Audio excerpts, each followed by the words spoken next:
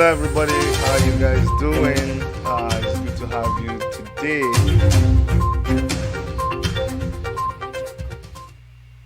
All right.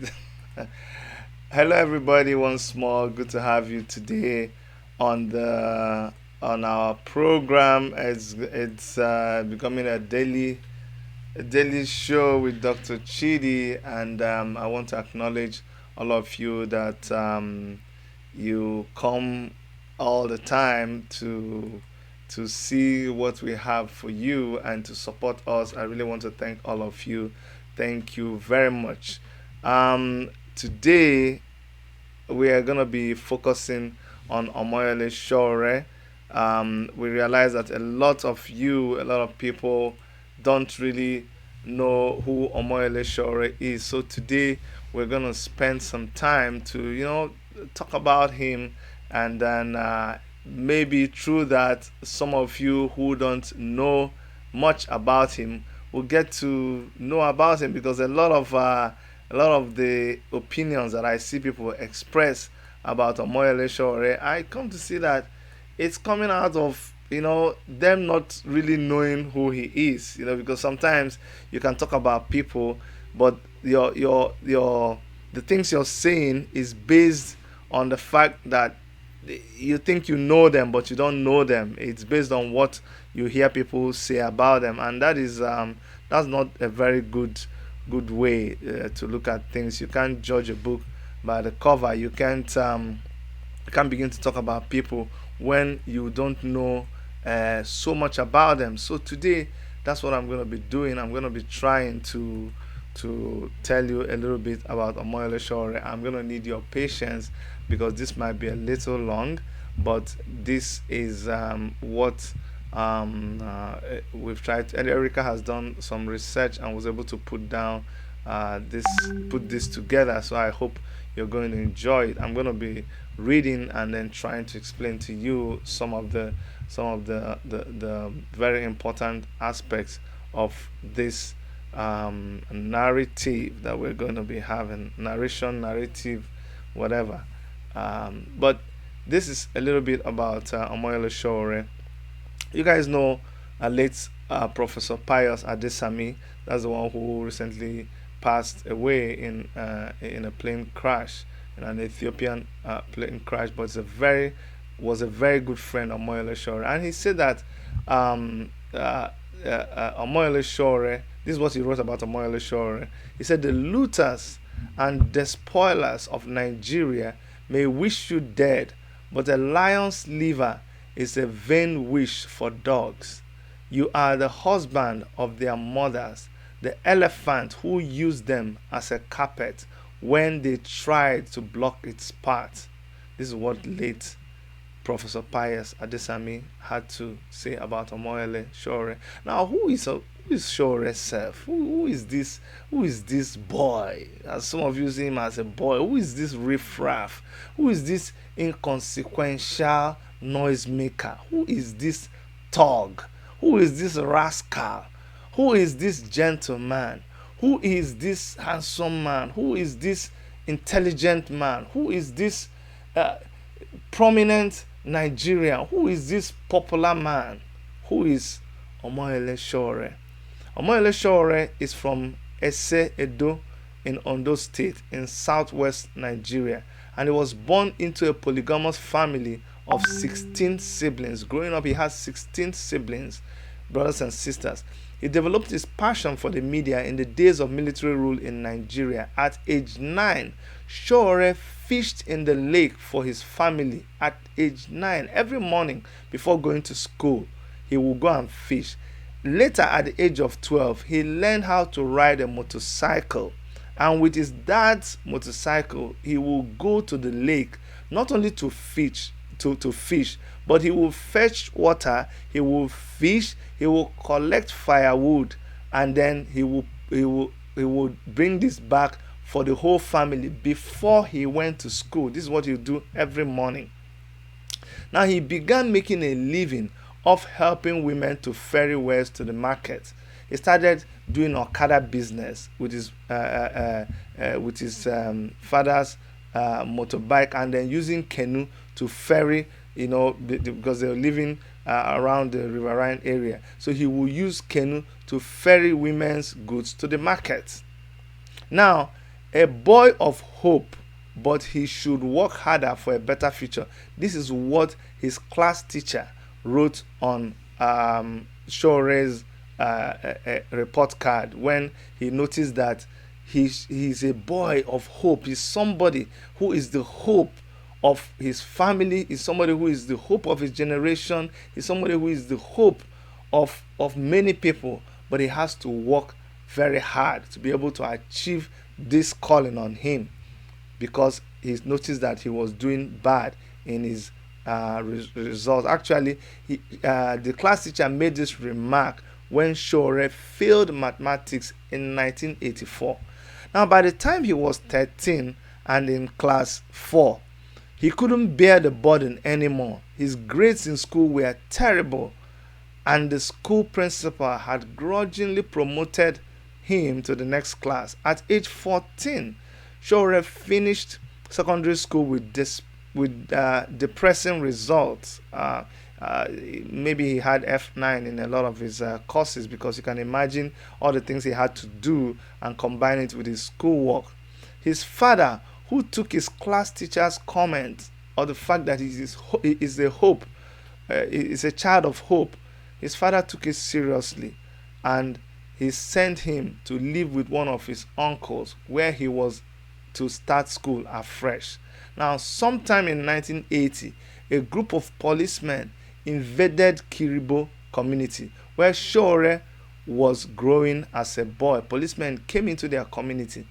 There had been a clash between the policemen and the youths in the community, who accused the officers of extorting money from market women. Now, this was in 1980, when Sowore was, if he failed in 1984, he failed mathematics. You can imagine that this was maybe in his class 2, in elementary 2. I mean class 2 or so in 1980.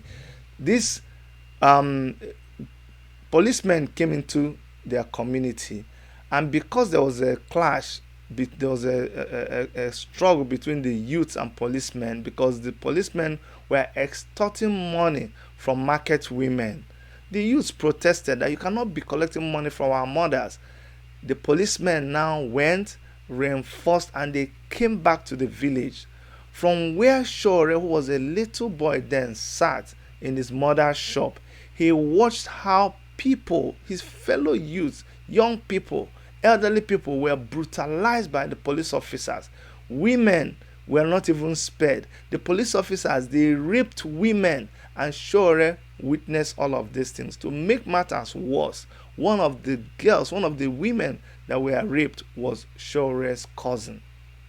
You can imagine a child. See, sometimes it is good that you know where somebody is coming from, so that you know why they behave the way they behave. Right from a childhood, it had been enshrined in his DNA that the police were not good people. Imagine a small boy watching a policeman rape their cousin in broad daylight.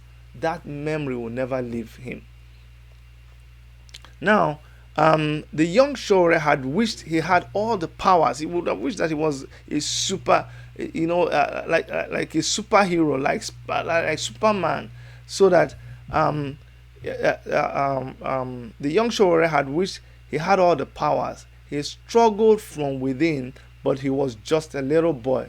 That moment, however, the incident will stir the activism in him. That moment stirred the activism in him. He never stopped thinking of what he would do to stop that kind of thing from happening. Sowore once recalled that as he grew up, he realized the implication of what he witnessed. He realized that that thing he witnessed changed the way he saw life. He decided to dedicate his whole life to the fight for human rights. Sowore eventually passed his exams and was offered admission into the University of Lagos. Omoyele Sowore attended University of Lagos when his Unilag, where he studied geography and planning. In 1992, Sowore was elected president of the Students' Union government, and he quickly became a model for leadership that reverberated across the university campuses in Nigeria at that time. And he continued to lead students in protest against government's draconian policies. This was in 1992, because a lot of people just thought that Sowore came back from America and just decided to be president. We're talking about 1992, when he was a student of UNILAG. He led so many protests. It's not today that it started. Now, fighting for students' rights, he was expelled twice. They expelled him from the university by the university authorities, and more than 5 times for constantly speaking against the government. The fiery activism of Sowore got national prominence between 1992 and 1994. It was all over Nigeria. When he led Students' Union government of the University of Lagos, when his mates chose the glittering Broadway of life, he was busy. He was busy in his activism. He combed his geography lectures with a firm determination. He combined his geography lectures with a firm determination to put a stop to cultism in the university. In 1989, he took part in the student demonstrations protesting the conditions of an international monetary fund. You guys remember IMF. Sowore protested Nigeria taking IMF loan of $120 million. Do you know what $120 million meant in 1989? Now, this $120 million loan was to be taken by Nigerian government. And let me stop here to caution some people, especially some of my brothers who always say Sowore attacked Jonathan. Sowore sabotaged Jonathan. Jonathan was not the president of Nigeria by 1992. When Sowore was fighting the government that time, Jonathan was not the president. It was not Jonathan. So don't come and think that it was just a personal thing. He has always been fighting for the masses. That 120 million that was borrowed to be used for a Nigerian oil pipeline, we are still suffering the effect up to today. Sowore led 5,100 students in a protest march that resulted in police opening fire and killing 7 protesters. Police shot and killed 7 protesters in that protest. Sowore himself was arrested and they tortured him. So some of you, somebody called me and he said that the reason why Sowore is in prison is because they are planning for him to be the president of Nigeria. So because he helped APC to become president, no, Buhari promised him that after him he will become president. So that's why they are just keeping him there. That is just a camouflage, so that when he goes, when people go to prison, they become popular and then they'll come out. No. You don't joke with that. People who talk like that, you trivialize issues. Sowore has always been going through this. Look at, by 1993, look at what happened. In 1993, they tortured him. As far back as then, he was arrested and he was tortured. Also, Omoyele Sowore was involved in the demand for democratic government taking over military rule on June 12. He was at the head of that June 12 in 1993 riot. This resulted in several arrests, detention, and life-threatening treatment by government officials. In those days, what they did to Omoyele Sowore in 1993 makes DSS now angels. If you compare the kind of treatment that he got during military rule, what they're doing to him now is nothing. It's like he's in heaven. Why am I going through this? Because I realize a lot of us that were not even born that time, we just go on the internet and we just write anything that we like. Meanwhile, we were not even alive in 1980 when they fought all this war. When Sowore was out there facing the military. Do you know what it means to fight the military government? Not like the government we have now, which is a civilian government. A renowned journalist Niyi Babade, in his yet to be published memoir, also acknowledged Sowore's stride in the June 12 struggle. Unannounced, this is what he wrote. Unannounced, they came out of the unmarked grey vehicle and saw the ugly scenes. Then they opened fire on all of us. I spent some quality time in my resting place, the gutter, till I heard the singing voices of the students of University of Lagos, led by Omoyele Sowore, now a Sahara reporter, heading to Abiola's house. I crawled out of my hiding and I tried to get an exclusive shot when the hoodlums among the students attacked me and wanted to confiscate my camera. But with the heroic effort of Sowore, I was spared and allowed to join them as one of the hoodlums and a journalist, which then gave me unlimited access to exclusive footage of the day till we got to MKO Abiola's house. For his vociferous anti-government campaigns, he was harassed, arrested, detained for about 8 times in various detention centers.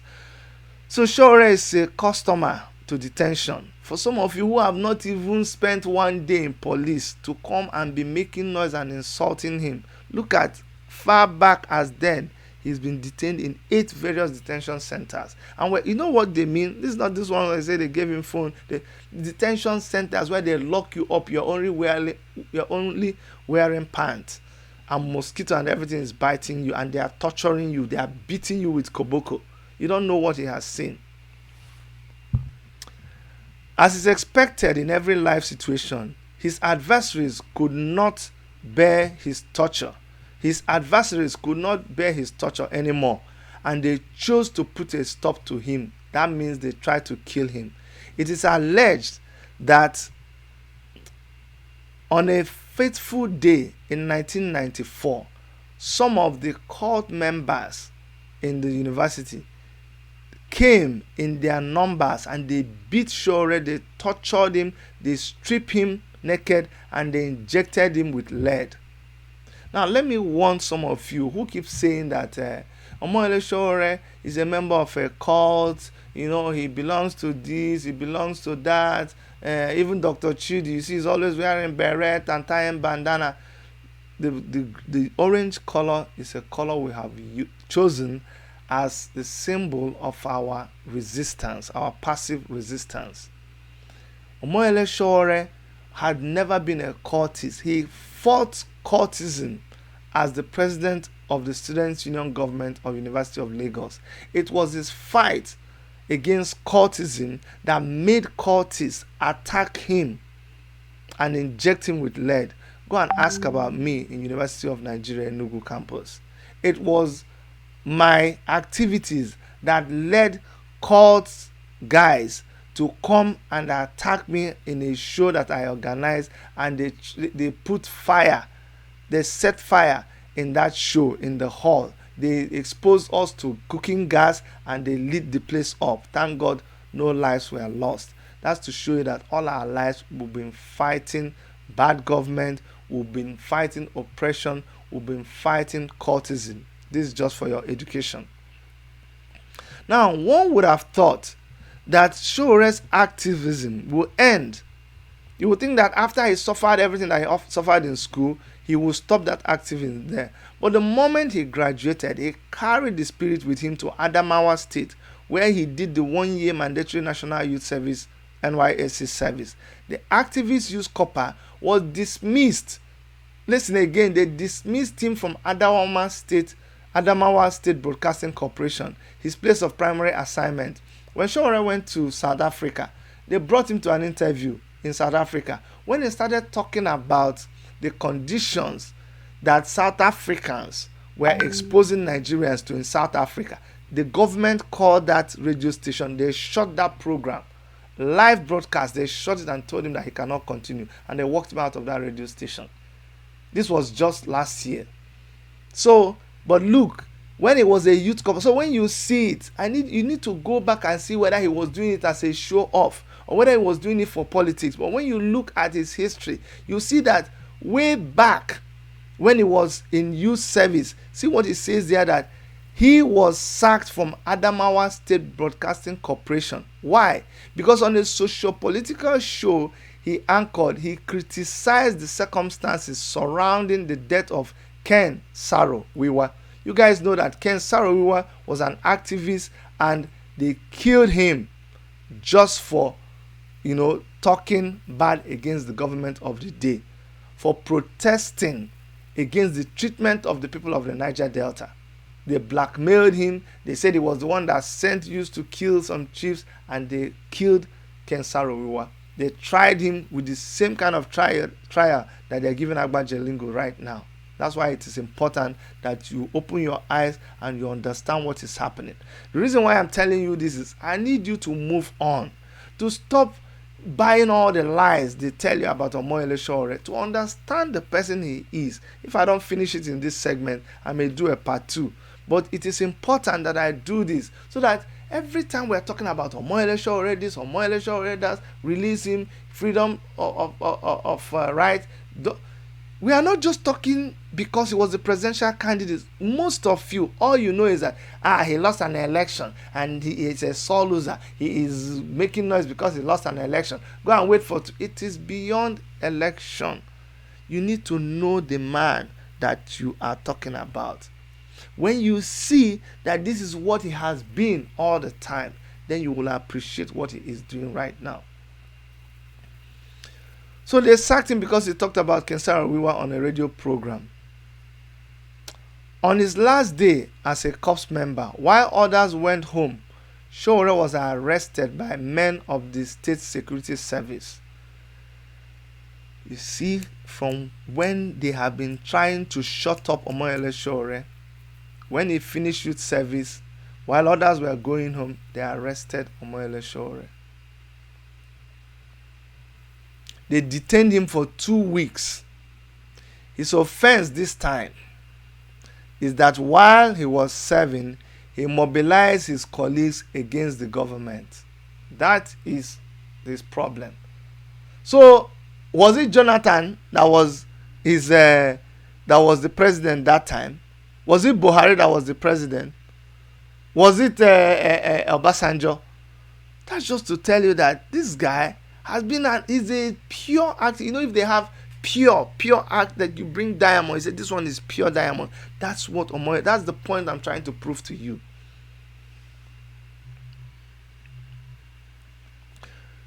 Sowore, after they released him, he later relocated to the United States of America, and in 1999, from where he continued to launch his anti-corruption missiles against the corrupt Nigerian ruling class. Go and ask any government, any Nigerian president who has been ruling Nigeria from 1999 up till now. They all have felt the touch of Omoyele Sowore through Sahara reporters. As long as you are a bad person, you are a customer of Sahara reporters. Why do they hate him? Why are they not talking? Why do you think they are not talking? And people are saying we should go and call them to go and beg. And we said no. So said, don't try it. Don't beg on my behalf. Don't ask anybody to negotiate. Why? They are rogues. They are thieves. Why do they hate him? Because he exposed their bank account. You see all those stories where you say list of bank accounts of Nigerians, and you were spread. Who do you think compiled that list? It's Omoyele Sowore. It's Sahara reporters. List of houses bought with Nigerian money. Who do you think did that investigative journalism? It was Omoyele Sowore. He's the one that exposed who exposed the houses in Dubai of the army chief of staff. It's Omoyele Sowore. He's the one. He's a pain in their neck. That's why they are all saying, if you ask them to say something about Omoyele Sowore, they just turn the other way and say, have they killed him? Can they even kill him? But killing Omoyele Sowore will not end your misery. There are a lot of Omoyele Sowore that have been multiplied. Omoyele Sowore is in incarceration, but people like me are talking right now.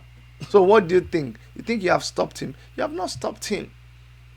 You cannot kill an idea. You can kill a human being. You can stop a group.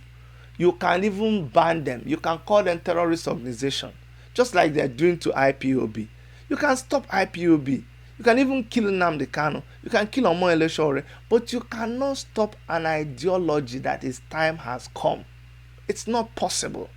You cannot stop the ideology of Biafra. Whether Biafra is going to exist with other people in another country together or inside Nigeria, but you cannot kill that concept of a group of people called Biafran. It is who they are. It existed long before Nigeria. Whether they exist as an entity or they exist inside another entity called Nigeria or called another name, you should stop trying to kill that ideology. If Omoyele Sowore says, do not be a tyrant to your people, stop killing your people, provide education for them, provide everything that is needed for them, all you have to do is do that.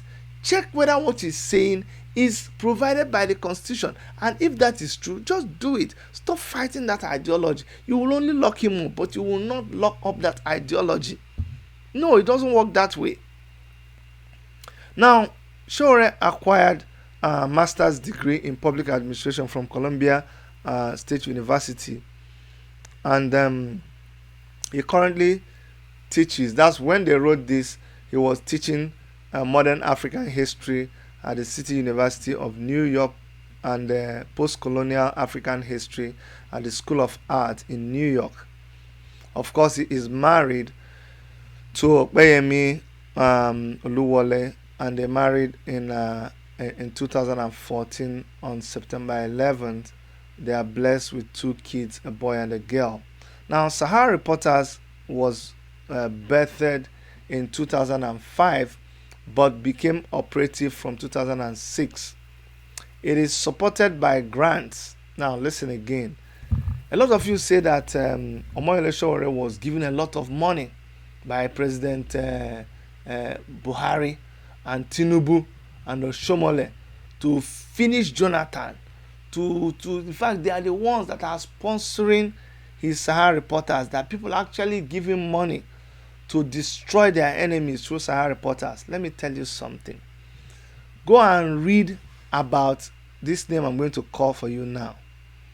The Ford Foundation, Obadiah Foundation, and MacArthur Foundation. These are very reputable foundations in the United States of America. Before they can support you, you need to meet certain standards that are very, very high. Very, very high standard. So if you hear that they are supporting Sahara Reporters, it means that Sahara Reporters cannot even afford to do certain things, otherwise they will lose support of these people. And their support is very, very assured. There's assurance in their support. It is guaranteed. They will support you every year. When there is an endowment fund abroad, it means that that money is there in the bank. It will never finish. The money you're receiving, the money you're seeing them used to give to people, is actually the interest on top of them. The main money is in the bank. It will not finish. It will never be touched. So people like Sahara Reporters are supported with money from such funds. Now they take those people that are supporting them very, very serious, that they cannot mortgage that support by going to support a politician. No, they will rather, they wouldn't even want anything to do about that politician. You see, this is why they cannot support any politician or take money from any government as against and lose their grant from all these foundations. So you understand now. That is why Sowore does not take money from any politician, and he does not take money to blackmail anybody. Anybody that is telling you that is trying to hide from their shadow, I have always challenged them.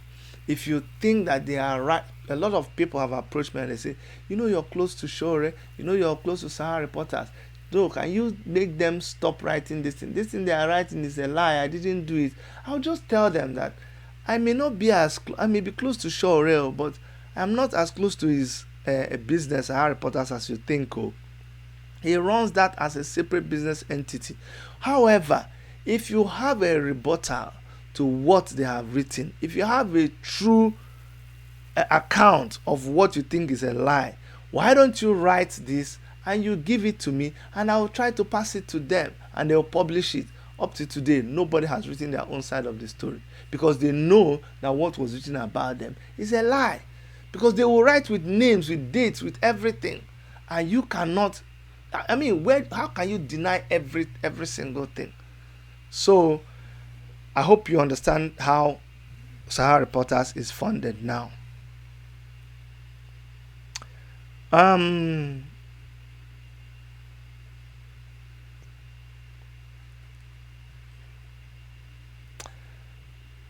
As a part of its policies, Sahara Reporters policies, they do not accept adverts and financial support from the Nigerian government. Now, their mission is to do as much evidence-based reporting as possible. They say we want to make sure that we consistently shame and make life difficult for the thieves plundering Nigeria and holding down the country's progress, Sowore said of his news platform. He explained that he did not start Sahara Reporters with that original decision to change Nigeria's media landscape, but soon he realized that the public trusted and yearned for more of his reporting, and there he decided to step fully to the plate and give it his best. See, when he started, he did not want to be like, let me establish something that is the best. He just wanted to do what God had called him to do. See, when you discover your calling in life, when you discover your passion and you follow it, everything you do will be looking as if you even using jazz. And I have seen this in my life. There are so many things that I do. I know people look at it and they say, they just become jealous of you. They just envy you. They think, how is it that you always know the right thing to do? How is it that you always know the right topic to talk about? Why is it that you always know the right business to do? Why is it that you always know the right friends to? No, because everything I do is in line with my passion. This is, if everybody that knows me right from primary school knows that this is who I have always been. In my Christian life, in my ministry, in my church, this is who I have always been. I was the best student in University of Architecture during my set, but they did not. Do you know why they failed me? They said a lecturer had the guts to call me in a meeting of other lecturers and say, Chidi, you are a good student. You are actually the best student in design, but you're not the kind of material that the department is proud to present because of my radical ways in school. I said, but will you just pass me and let me go? They say yes. I said, thank you. Give the award to somebody else. They gave the award to another girl, even though I was the best. That is what happens to you when you are an activist. That's what happens to you when you stand up for people's rights. But your reward, your acknowledgement, your vindication does not come from men. It comes from God Almighty. So you don't care what people say about you. Now, indeed, Sowore has walked the walk and he has talked the talk. Sahara Reporters has exposed and shamed a considerable number of corrupt officials in Nigeria. Philip Shannon, a former investigative reporter with the New York Times, had called Sahara Reporters the WikiLeaks of Africa. It was Sahara Reporters that forced an associate of convicted ex-Delta State Governor James Sibori, Emmanuel Enabofe, out of his exalted position as finance director of a binational commission that oversees the oil-rich zone owned by Nigeria and Sao Tome and Principe. No sooner had the Nigerian president appointed Mr. Enaboife to the position, Sowore unmasked him as a fugitive who fled the United States after a U.S. district court convicted him of bank fraud. Now, 2 weeks after after this publication, Mr. Enabwefe stepped down. Early in January 2008, the site exposed Mrs. Iyabo Obasanjo Bello, a former senator and daughter of former President Olusegun Obasanjo, as a haunted fugitive wanted in the United States over a child custody case. You keep talking about Jonathan. This is the daughter of Obasanjo, a Yoruba president. Sowore exposed that Mrs. Iyabo Obasanjo Bello, the daughter of President Obasanjo, was a haunted fugitive who is she was still wanted in the United States over a child custody case. Even former head of Nigeria's anti-corruption organization EFCC, Mrs. Farida Waziri, did not escape Sowore's searchlight. In series of articles, mostly backed by documentary evidence, he accused her of pilfering her agency's funds and receiving bribes from governors and ministers in exchange for ignoring their own looting of public funds. Now, these are things that Sowore was exposing, and it is a lot that we are yet to talk about, but I breezed through this because many of you, you've come to me, you've told me a lot of things. You say you don't know this Sowore that you're supporting. Chidi, if you knew this Sowore, if you know so many things about him, you will not be behaving the way you're behaving. And I said, you know what? One of these days, I am going to really talk about Sowore, because a lot of you, there are so many places that you would have gotten these things, but you don't go to these places. You don't go and read things for yourself. You just base it on hearsay. You just base it on what people told you, but you don't go in depth and do your research. I know when you're just talking about people like this, a lot of people don't find it interesting, but it's something that we decided to do for the sake of history, for posterity's sake, so that for some of you who support Omoyele Sowore, when people ask you about him, when people talk about him, when people want to, when they bring about some cases, you can send this video to them. You can share this video to them and say, watch this video. Then you will learn a little bit about Omoyele Sowore. Maybe after you've learned this little thing about him, and you can also go on the internet, all over the internet. If you Google, you will see so many things about Omoyele Sowore. So that's what I will advise you to do. When you go and do these things, you'll be able to find out that there are so many things you didn't know about Omoyele Sowore, and then you'll be able to at least confront some of the things that people are telling you about Omoyele Sowore, and you will know exactly what to tell them. So guys, I'm going to stop at this point. I'm going to stop here, and I'm going to thank you for being with us, for always supporting me. This is just what I wanted to share with you. I hope you have learned one or two things that you didn't know about Omoyele Sowore before. Please always continue to pray for him. Always continue to that's all I ask you. Pray for him, pray for his family, pray for his wife, pray for everybody around him, pray for God's will concerning all our desires will be accomplished about Omoyele Sowore. Now, from all of us here in the Worship Media Studios of I always say that wrongly. From all of us in the in the Toronto studios of Worship Media, I am Dr. Chidi Cadet Wanyanwu on behalf of Dr. Erica Uche Wanyanwu, saying that we love you. I'll come back again when we have an interesting broadcast for you. Bye bye.